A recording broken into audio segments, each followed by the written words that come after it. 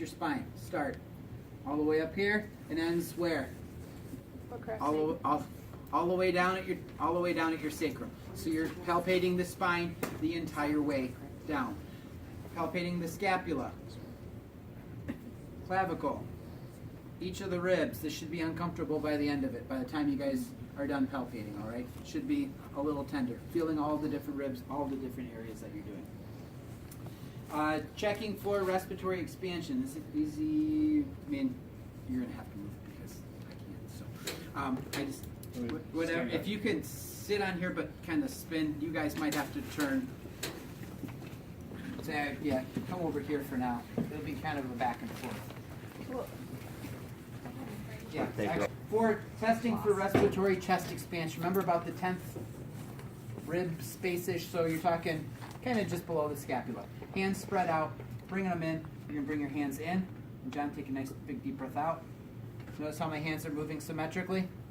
In and out. Good. If you don't, if you just do this, now breathe in and out. Notice the difference? So you got to make sure that you're actually bringing things together and looking at those hands going in and out. All right. In the perfect world, I'd be standing directly behind him so that you're able to see those things. But with me not, and you guys not being able to see, if I did that, what you got there? Tactile fremitus, 3 posterior and 1 lateral location. So in order to get credit for that skill, what do you think you need to do? 3 posterior, 1 lateral location. There you go. And if you don't, well, guess what? You missed that skill. Remember with tactile fremitus, you're using the kind of the ulnar, the bony part of your hand. And it's simple as, John, just when I put my hands on you, I just want you to say 99, okay? 99, 99, 99, 99, 99, 99. Perfect. Things that where you don't put your hands over ribs, right? You want to get into the intercostal spaces. Everybody should have the opportunity to feel this. When you say 99 today, you should feel just a very faint vibration on your hands. All right? If there was an area of consolidation, pneumonia, whatever the case may be, probably pneumonia most commonly, what would you expect to feel when you do tactile fremitus? More of it. Increased, right? That is more pronounced. If there's a pleural effusion from CHF, cirrhosis, what would you expect? Decrease, because your sound waves are traveling through water. It's good to deaden those, so a little bit. So just, it's subtle. It's subtle today. So I think everyone here is pretty healthy, so you shouldn't have any major medical problems. It's a subtle PE finding when you guys do it, all right? So that's what you're doing there. Percussion of the lung fields. 5 posterior and 2 lateral locations side to side, all right? So with tactile fremitus, I did both sides simultaneously. That's fine. Go for it. That way you can compare side to side, and it's very easy for you. For percussion, again, you don't percuss over bone. So no ribs, no scapula. So you're percussing really down that alley. When you're talking about that, you're talking vertebral column, kind of the mid-scapular line, kind of everything in the middle, all right? So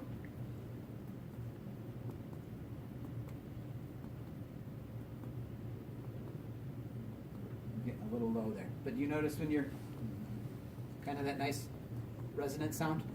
That's going to be something that's going to take a little bit of practice for you guys to do, is good and adequate percussion. Practice, when you go home, like I said, find the studs in your apartment walls. Most places they should be 24 inches to center. So if you've got that kind of laid out, and that's going to be able to help kind of differentiate hollow drywall versus where there's actually a stud. One of the things that I found probably most convenient for you. So 5 spots on the back, 2 on the lateral sides. Where do you think you should check laterally on the sides? Knowing what we talked about, where your different lobes of the lungs are. Right. So typically 1 upper, 1 lower. Think about the distribution of where those lobes actually are. All right. So anatomically. Diaphragmatic excursion. I don't have an ink pen, and I'm not going to drop John to confuse somebody. But basically what you're going to do is remember, diaphragmatic excursion is how far down that diaphragm moves. So have the patient exhale. So John, exhale.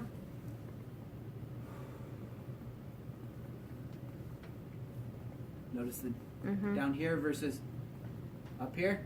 So diaphragm's probably right about here. Go ahead and breathe. I would draw a line. All right? Let him catch his breath. I want you to take a big, deep breath in.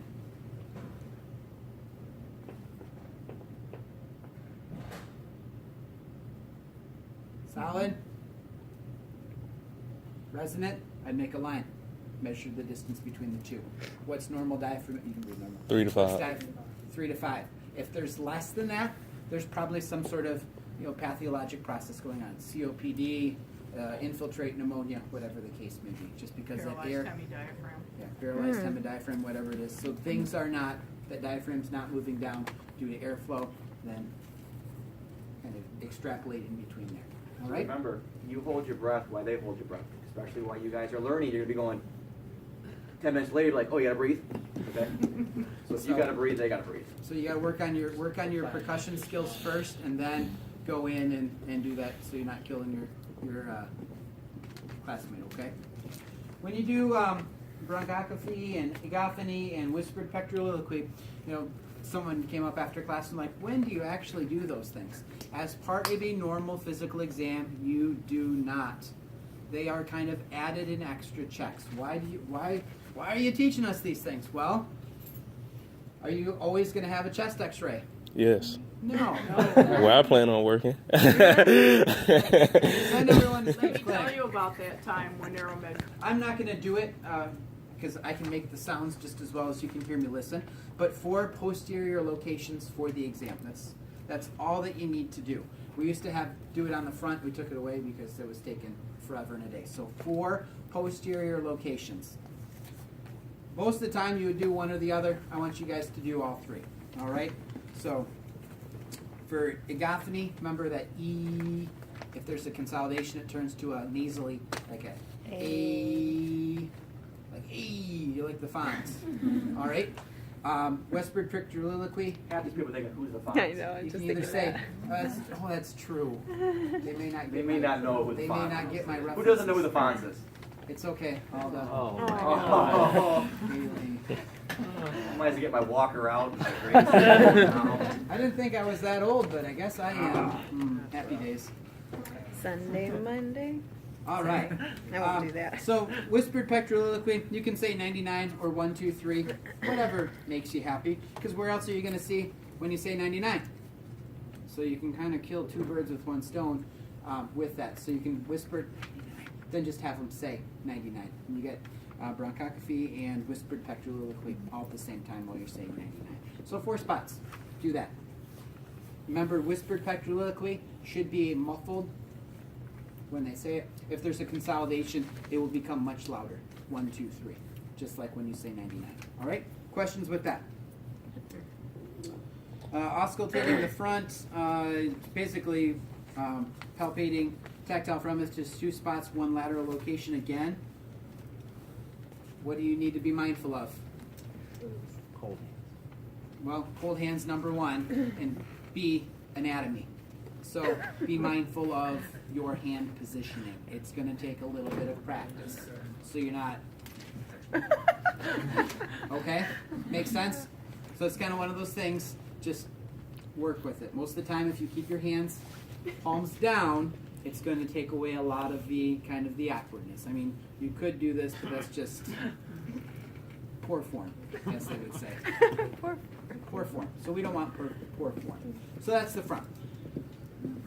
Auscultation. Questions on auscultation. How are you going to do it, right?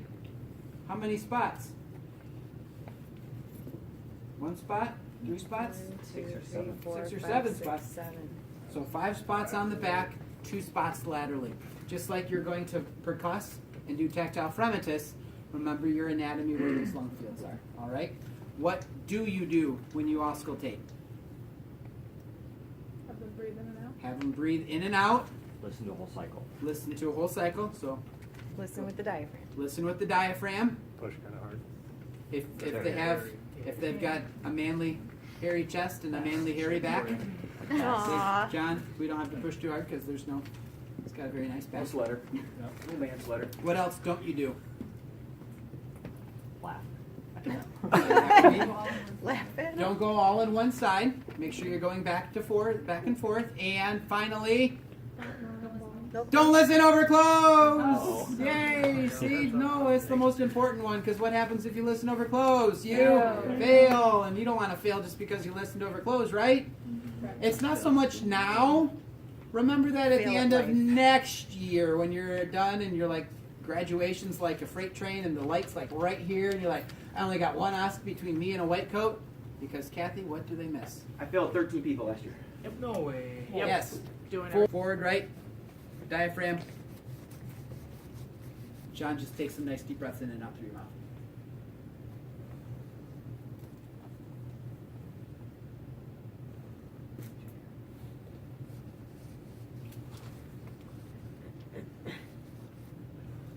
Okay, catch the drift.